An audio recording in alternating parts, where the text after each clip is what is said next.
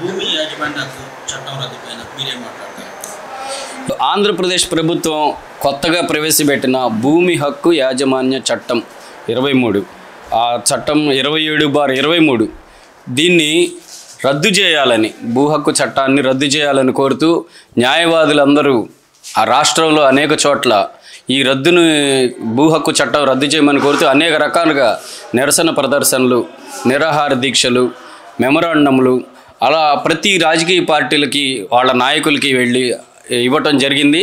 అలానే మన జనసేన ప్రతినిధి పవన్ కళ్యాణ్ గారికి కూడా మన న్యాయవాదుల నుంచి విజయవాడ గుంటూరు బార్ అసోసియేషన్లో మెమరాండం ఇవ్వటం జరిగింది. ఆయనే తక్షణం స్పందించి మా ఉద్యమానికి ఆయన కూడా భుజం కలిపి పోరాడదామని చెప్పారు. అలానే టీడీపీ అధ్యక్షులు చంద్రబాబు నాయుడు గారు కూడా అనేక సభల్లో వారు మేము పార్టీ పదవులకు రాగానే మొదటగా రద్దు చేస్తామని వాళ్ళు కూడా తెలియజేశారు. అలానే భూ హక్కు చట్టం వల్ల ప్రజలకి అనేక రకాలుగా నష్టాలు జరుగుతున్నాయి. ఆ నష్టాల గురించి ప్రజలందరికీ వివరించాము.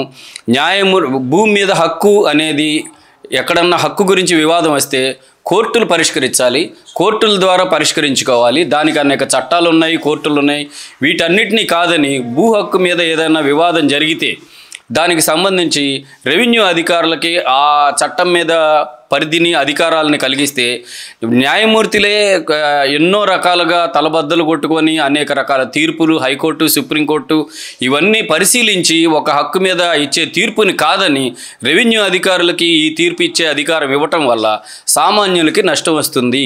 ఆ సామాన్యులకి ఎలాంటి నష్టం వస్తుంది అనే దాని గురించి ఒక ఉదాహరణగా, ఒక వ్యక్తికి ఒక 2 ఎకరాల భూమి ఉంటే ఆ 2 ఎకరాల భూమి రెవెన్యూ అధికారులు పొరపాటున కంప్యూటర్లో ఎక్కించేటప్పుడు 1 ఎకరమే ఎక్కిస్తే ఇంకొక ఎకరం గురించి కంప్యూటర్లో ఎక్కలేదని అతను అనేక రకాలుగా పై అధికారులకి, రాజకీయ నాయకులకి అందరికీ చెప్పాల్సి వస్తుంది. దానివల్ల అతనికి పనేం జరగదు. అదే కోర్టులకి కనుక అధికారం ఇస్తే కోర్టు తీర్పుల్ని, అంతకుముందు హైకోర్టు, సుప్రీంకోర్టు తీర్పుల్ని పరిశీలించి వాళ్ళకి హక్కు కల్పించడం అనేది జరుగుతుంది.